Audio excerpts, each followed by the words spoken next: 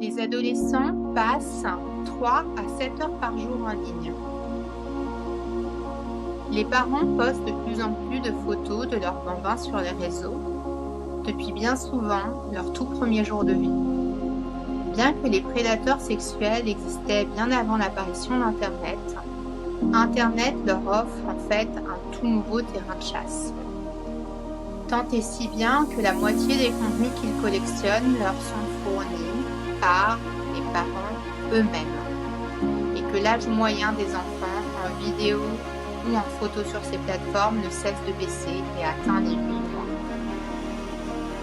À l'aube des années 2000, certains secteurs professionnels se sont extasiés des fantastiques apports positifs que le web allait offrir à tout un chacun.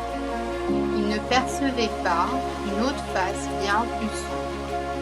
Ces individus, les pédocriminels, allaient enfin pouvoir se retrouver et donner libre cours à leurs bas instincts.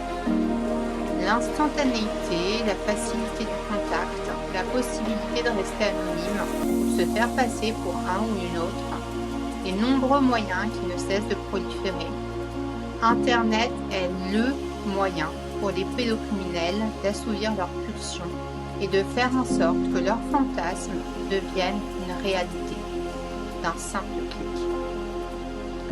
Quel parent va aujourd'hui laisser son enfant seul dans un square sans surveillance, avec un inconnu? Personne. Et pourtant, c'est ce que nous faisons tous les jours avec Internet. Cet extrait de Derrière les écrans, écrit par l'enquêtrice de la brigade de protection des mineurs Véronique Béchu, donne un aperçu assez parlant de la problématique de la pédocriminalité en ligne. Un enfant victime de pédocriminalité en ligne a la particularité d'être victime encore et encore et encore à chaque fois que son image est revue. Je reçois aujourd'hui Angèle Lefranc, chargée de plaidoyer au sein de la Fondation pour l'enfance, qui agit auprès des pouvoirs publics, des institutions, pour pousser à l'adoption de lois, de règlements, de politiques plus protectrices des enfants. Ensemble, nous analysons le contexte culturel qui permet la prolifération de la pédocriminalité, mais aussi les infrastructures proposées par les géants du net. Je la questionne sur le profil de l'agresseur et comment s'en prémunir. Et enfin, nous donnons quelques clés aux parents pour mieux protéger leurs enfants, pour que leur image soit préservée et que leur innocence aussi. Je suis Myriam Bénis, coach et hypnothérapeute, et je vous souhaite la bienvenue dans Rôle Modèle, le podcast et la communauté des parents protecteurs. Après, le deuxième volet que je voulais aborder, c'est l'aspect intrafamilial.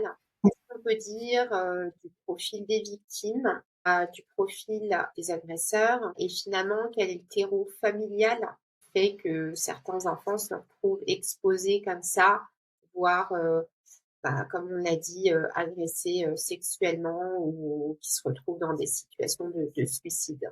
La particularité de l'exploitation sexuelle des mineurs en ligne, c'est qu'il n'y a pas de profil type des victimes. Et comme on le disait tout à l'heure, il n'y a pas non plus de profil type des agresseurs. Les enfants victimes de cette exploitation, ils appartiennent pas à une catégorie sociale particulière.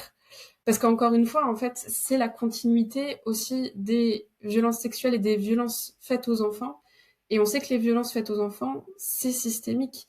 C'est l'expression d'une domination de l'adulte sur l'enfant, de l'homme sur la femme. Et cette domination, elle s'exerce dans toutes les sphères de la société. Mais ce qui est sûr, donc, c'est que il y a énormément d'enfants dont les photos, les vidéos de leurs agressions se retrouvent en ligne. Et c'est bien souvent, la majorité des agressions sexuelles, des viols se déroulent dans la sphère familiale. Ce terreau, justement, est le huis clos familial qui permet de nourrir ça, et aussi le fait que, dans la société française, encore une fois, on est très marqué par ce qui se passe dans la famille reste dans la famille, et l'État n'a pas à intervenir, la société n'a pas à intervenir dans ce qui se passe dans la famille. On peut pas vraiment faire un profil type des victimes et même des agresseurs. C'est le terreau vraiment de toutes ces violences, c'est ce dont on parlait, c'est cette culture de la domination, de la discrimination, cette banalisation de l'inceste, cette banalisation des violences sexuelles, cette érotisation de l'enfant. La seule chose qu'on peut dire vraiment sur les auteurs, c'est que voilà, ce qu'on disait, c'est que la plupart sont des hommes. Et en plus, pour ce qui est vraiment de la consommation de contenu pédocriminel en ligne, encore une fois, il y a pas de classe sociale. Ça peut être le médecin le plus respecté du village, comme ça peut être une personne qui ne sort pas vraiment de chez elle et tout ça. Et on voit bien dans les coups de filet de l'OFMIN, donc quand il y a des arrestations en grand nombre de consommateurs de contenu pédocriminel en ligne, on a de tous les profils, de toutes les professions, de tous les âges. On a quelquefois enfin ça peut être le maire du village qui est arrêté. Bon voilà, c'est. Mais par contre, ce qu'on retrouve très souvent, c'est que ces personnes-là qui sont mises en cause, elles ont un profil un peu similaire au profil des personnes addictes. C'est-à-dire qu'il y a une recherche permanente en fait de nouveaux contenus, des contenus qui sont toujours plus extrêmes, toujours plus violents, et vraiment obtenir de nouveaux contenus, c'est un peu comme se procurer enfin c'est se procurer sa dose quoi. Donc sans dire que il y a une addiction comme il y a une addiction à l'alcool ou à la drogue, c'est un profil qui est assez similaire. Et au niveau des motivations des consommateurs de contenu pédocriminel en ligne, on a aussi différentes motivations, encore une fois entre guillemets. Ça peut être parce qu'il y a une paraphilie pédophile, donc une attirance pour les enfants, mais il y en a aussi, c'est pour gagner de l'argent, parce que maintenant l'exploitation sexuelle des mineurs en ligne, il y a une vraie marchandisation. C'est des contenus ou des modèles d'IA génératifs pour créer des contenus qui s'échangent mais moyennant de l'argent. Il y en a aussi qui font ça dans une logique de transgression.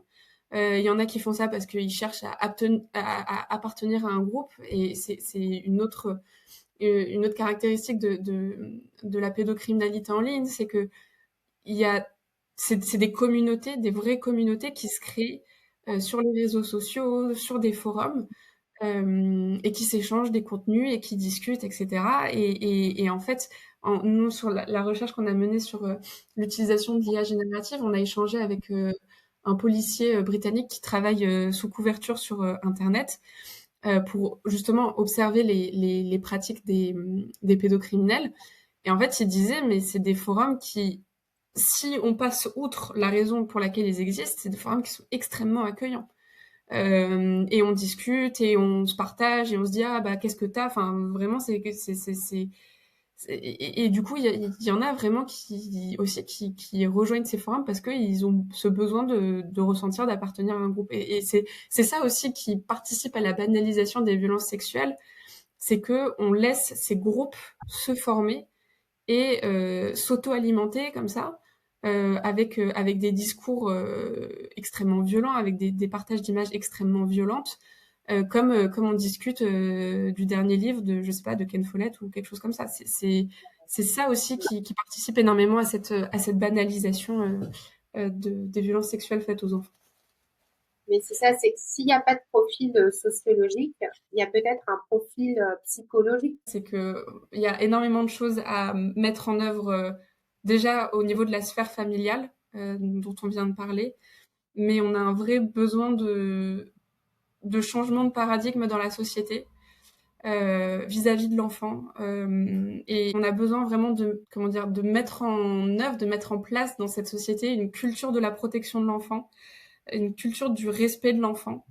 Et ça commence en tant que parent par croire ce que l'enfant nous rapporte, mais c'est en tant que société aussi voilà, respecter le corps de l'enfant, respecter l'intimité de l'enfant, c'est et c'est en tant que société aussi respecter l'enfant, l'existence même de l'enfant dans la société.